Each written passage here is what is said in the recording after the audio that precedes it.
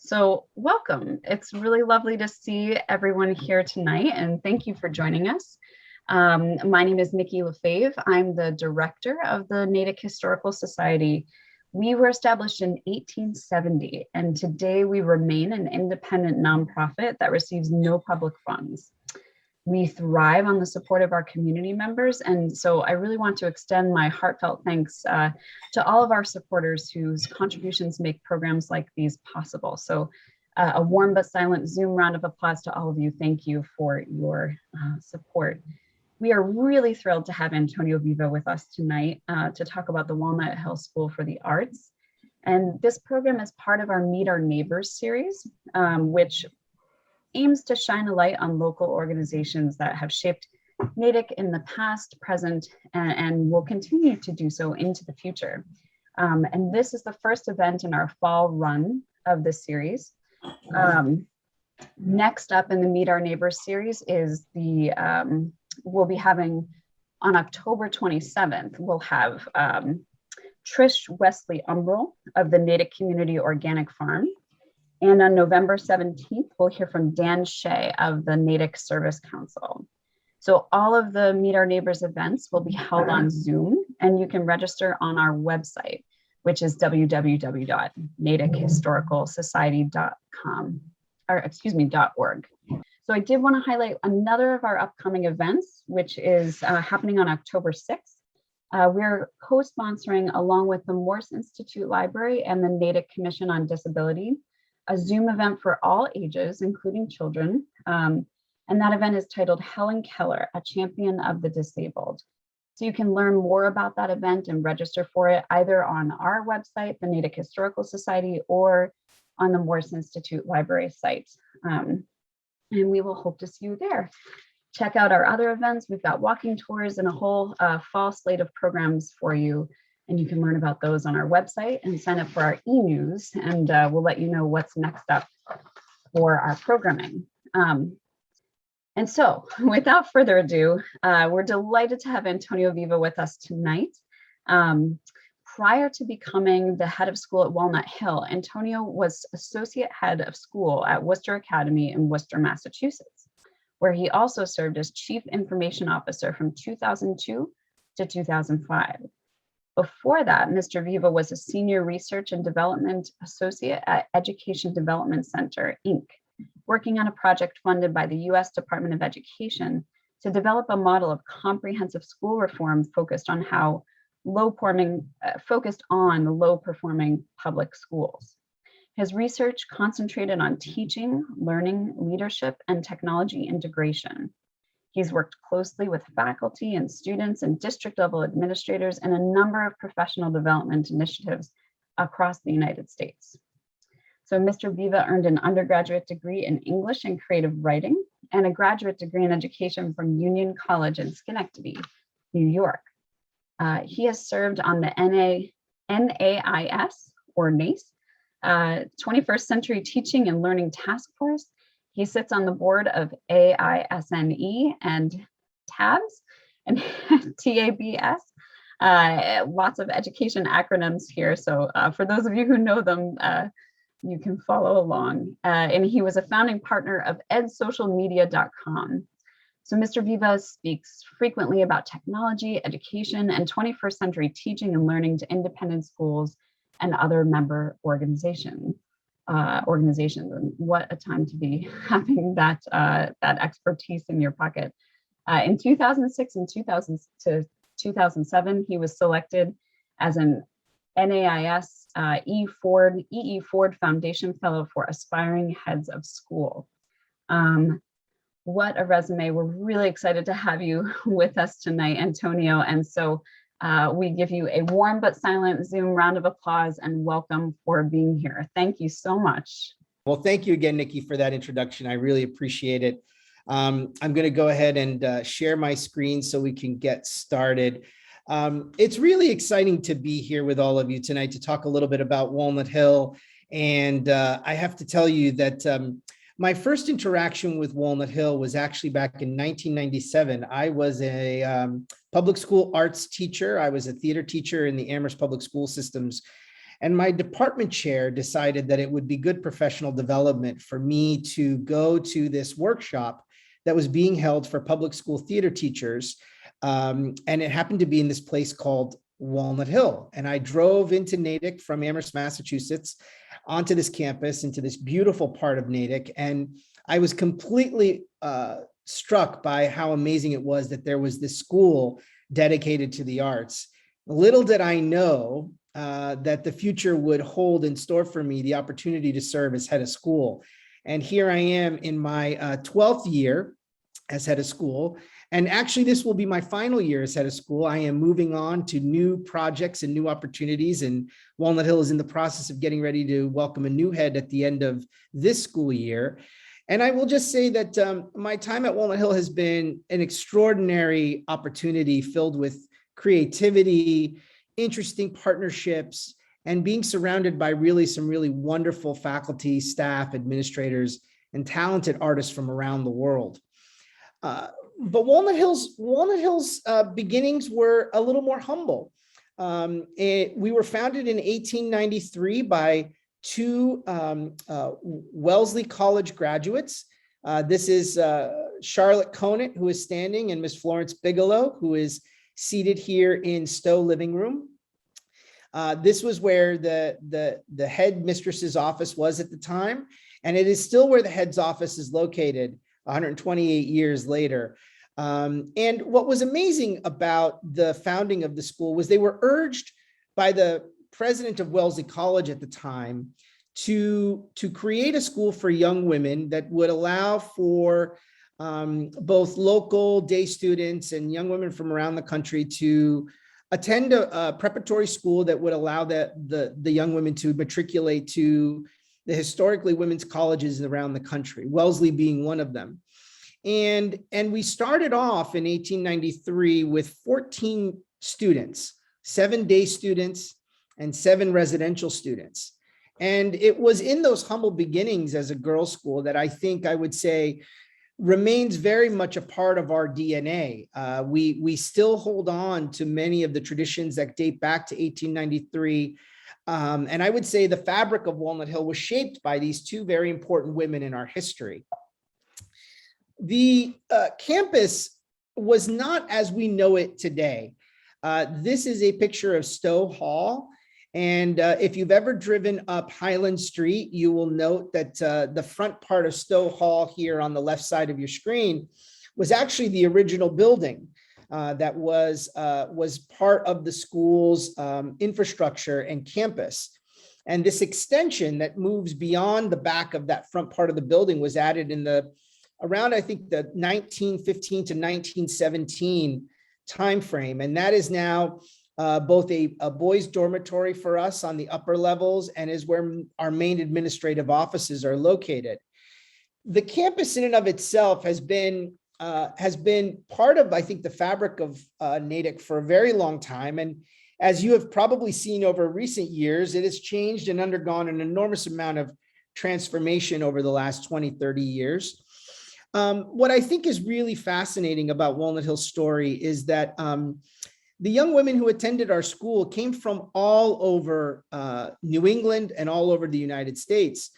But what's really interesting is that we were one of the first schools in the country to actually have international students attending Walnut Hill. And it was in the early 1920s that we had some of our first students actually from China. And the reason for that was that Miss Bigelow was seen very much as an important member of the educational landscape at the time. And she was sent across the world by the United States to understand and learn about educational systems around the world. And she began to develop partnerships. And it was in those partnerships that we actually found ourselves with students from various parts of the world in an early part of our history. The campus, this aerial shot, this historic aerial shot of campus, some of you may recall Walnut Hill without the Kiter Center. The Kiter Center is our main performing arts building off of Bacon Street. You would find it in the upper right-hand corner of your screen. And what I would say to you is that this was what our campus looked like prior to that building that was built in the mid-1990s. And what I would say about Walnut Hill is that we are nestled in this really wonderful part of Natick. You know, we are a walk away, we're walking distance to downtown Natick. And yet what's great for our students is that they have access to Boston and the greater Metro West area. But our campus, I would say, has been one of our primary goals has been to really continue to preserve our historic buildings. We have a large number of historic buildings on our campus. And during my tenure at Walnut Hill, we've, I believe, invested over $16.5–17 million in deferred maintenance projects, specifically to preserve the historic buildings on campus. The life for students at Walnut Hill is ironically, in some ways, very much the same. This is a picture of a student in a dormitory in Elliott Hall. I would say to you that boarding school life is very, very different than attending maybe a local day school or even your local public school. Students leave home at a young age. We have ninth graders here that are 14 and 15 years old. Some of them are traveling halfway around the world. And so Walnut Hill as a boarding school has a really important role to play in not only the academic and artistic development of young people, but we also think in the social and cognitive and the mental health well-being of young people. And so it's a really kind of a special gift for a young artist to live and work in and be immersed in a community of artists. And that dates back to our early days as a boarding school. What I would share with you in some of these other photos is that when I meet with alumni from Walnut Hill, one of the things that's really unique is that there is an interesting inflection point in our history. There is what we call the pre-arts era, where all of our alumni were women who attended Walnut Hill up until about the 1970s. And they have really fond memories of their time here in Walnut Hill, in Natick, in the greater Boston area. And their experience, many of them often think about their experience through the lens of Walnut Hill today. But what I have found really fascinating is that there is a really important through line and theme that emerges, regardless of whether an alum from Walnut Hill attended in the 50s or 60s or 70s, or whether they are an alum from 10 years ago. And that is the connections and the friendships that they made and the relationships they made in many ways remain part of their lives forever. I think what's really fascinating about being at a school that's over 128 years old is that we are fortunate to still hold on to some of our many traditions that date back to our founding. And this one here is our traditional Boar's Head celebration, which happens right before the winter break, right on the eve, usually of the winter solstice. The Boar's Head celebration dates back, way back to the founding of the school, and it is one of our most treasured traditions. It's one of my favorite traditions. We have given it a updated art school flair to it. But what's nice about the experience at Walnut Hill is that when our alums come together, regardless of whether they graduated before we became an art school or after we became an art school, there are things our alums share in common that remain sort of an important part of everyone's experience. So here's an example of how we've updated Boar's Head today. And so now it's performed in the Kiter Center, and all our dormitories put together skits and performances for the community. And it's a really wonderful celebration and a great way to leave right before winter break. And last year we had to do this online virtually. And it was a real challenge for our community. I would say that that was one of the things that COVID did to Walnut Hill and to many schools is it challenged community because we weren't able to do some of the things we were used to doing in person.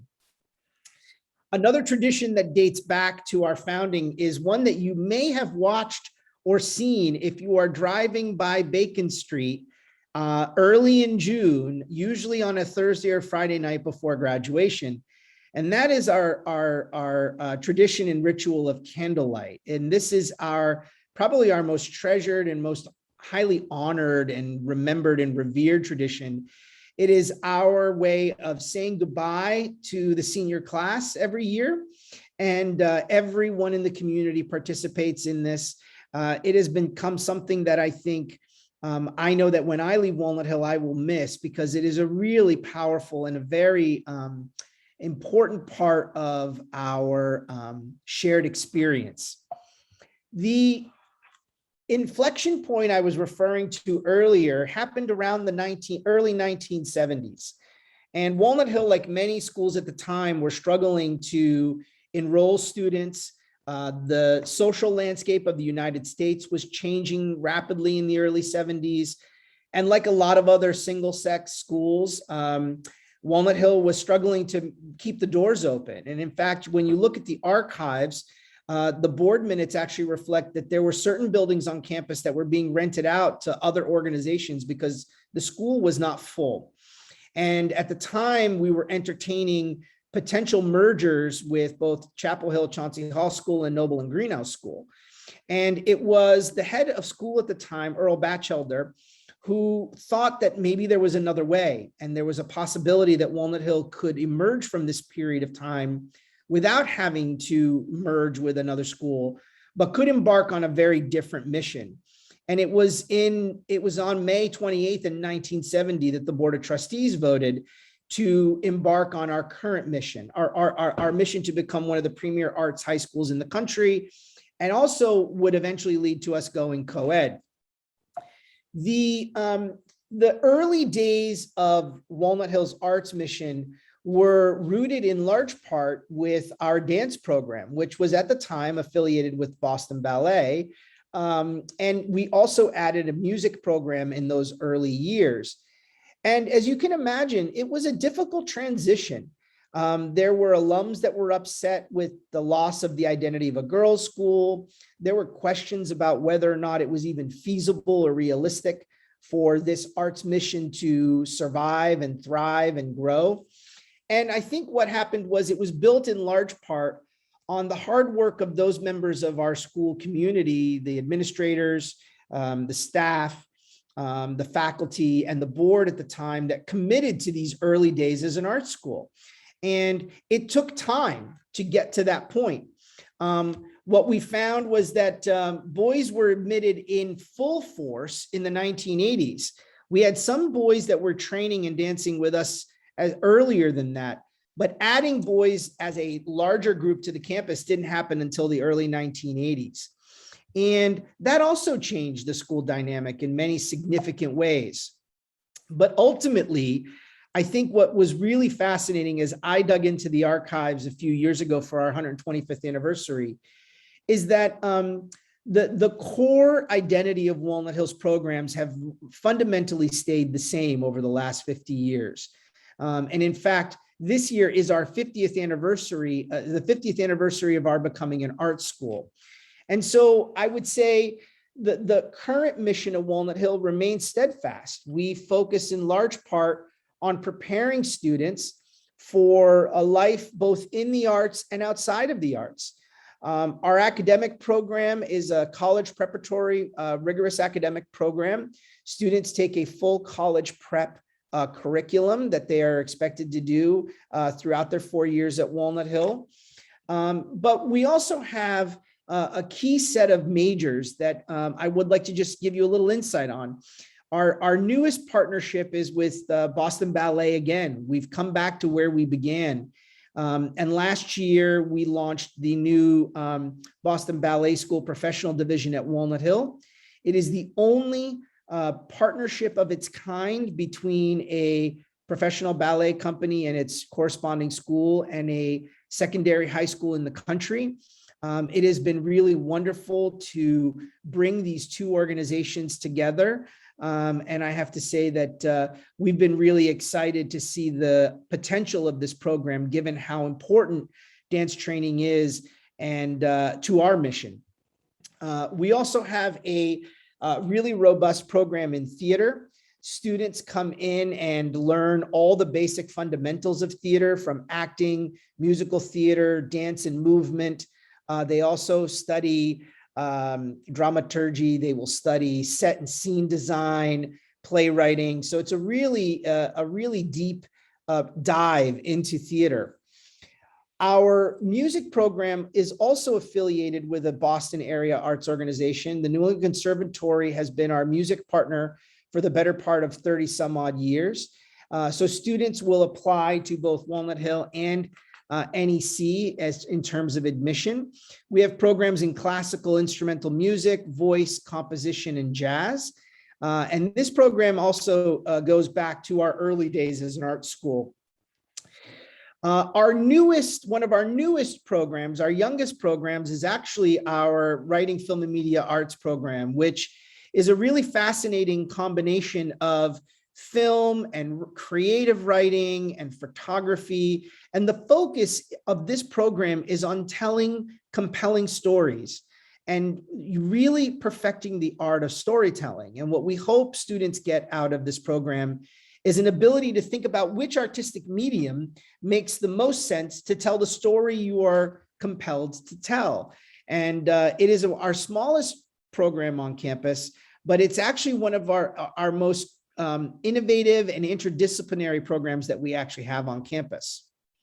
And then finally, we have a visual art program where students will take a variety of classes in a whole set of mediums. I'm really proud to say that we still teach darkroom photography. As an avid photographer myself, that is something I feel that is really critical to the development of a young visual artist. And so those are the programs that we currently have at Walnut Hill.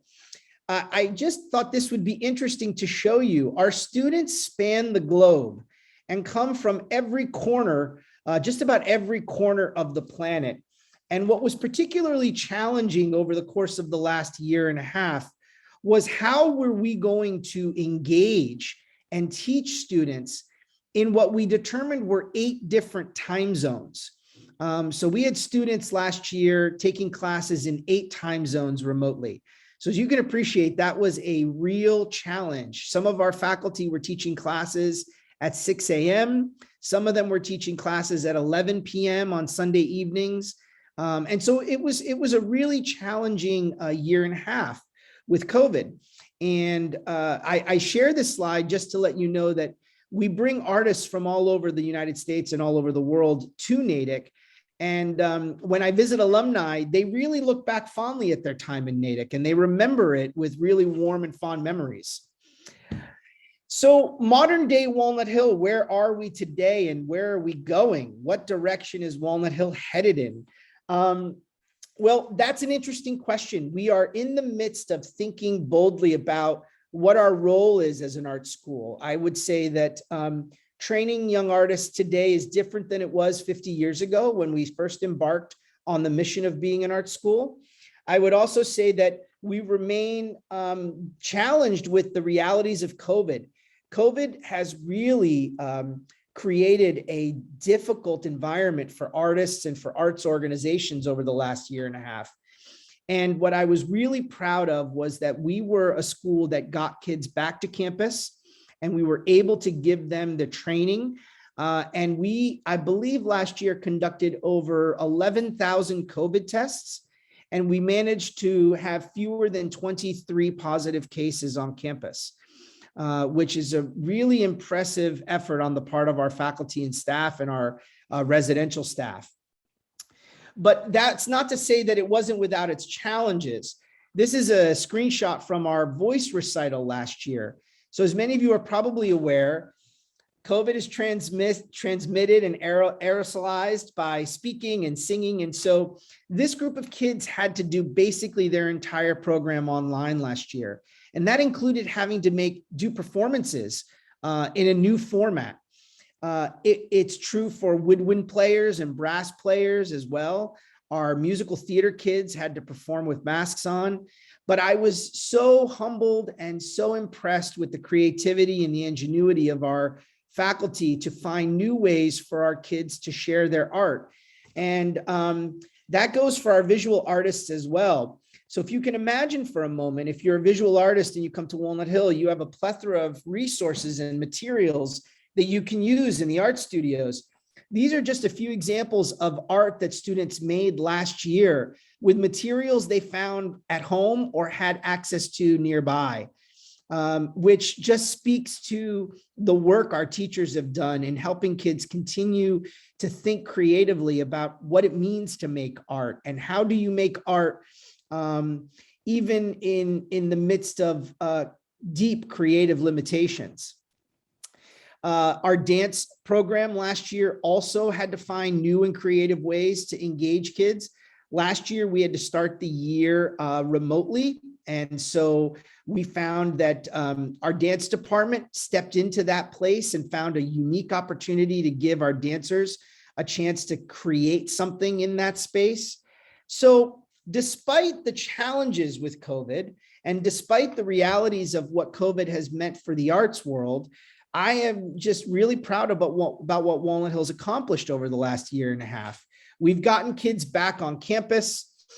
Students are finding an ability to be able to resume normal activities. Our students are all back this year. So we have no remote students. We are 280 students strong. And what's been really wonderful is to see the kids get back to some sense of normalcy. And while not everything is normal because we're still having to wear masks and we're still testing every week, the fact that we can eat in the dining hall and that we can gather together for assembly and the ability to make art together and celebrate art together and experience art together is alive and well. But I would be remiss if I didn't at least point out that that effort would have been virtually impossible were it not for every single member of our faculty, staff, and administration. I am so fortunate to lead an organization made up of really dedicated individuals who come in every day. And I have said often that nurses and doctors have been, in many ways, highlighted as first responders, but I would say teachers are as equally in need of that recognition because they walk in every day recognizing that they're doing the hard work of making sure that kids have a warm, safe, and engaging place to learn and create. I will just close off by saying, during my time at Walnut Hill, I've been really focused on making sure that we engage with the Natick community. Natick is a vibrant and wonderful community. It has a deep and long tradition and commitment to the arts. And so we've partnered with a whole variety of organizations over the years. And I feel really good about that work. It speaks to our motto, not for ourselves alone. And I know that before COVID, we were really making campus open to community organizations. And I hope that any neighbor who walks our campus, who's eager for us to be able to get it to open back up, I'm hoping we're going to be able to open our campus up to our neighbors again soon. I know that that's been something we've missed, and I know that our neighbors have missed as well. So I will end there. I believe I am just at about 25 minutes, if I'm not mistaken, Nikki. And I will stop sharing my screen. That was wonderful. Thank you so much, Antonio. And we give you another silent round of applause. That was such a treat. Thank you so much for digging through those archives and bringing some great photos too. Oh, you're welcome. I love it. So before we give our Q&A, I just want to thank our supporters one more time for making programs like this one possible and free and available to all. And if you enjoyed the program, please consider supporting the Natick Historical Society, which you can do on our website. Please look up Walnut Hill too and see what's going on, because despite COVID, there are things happening.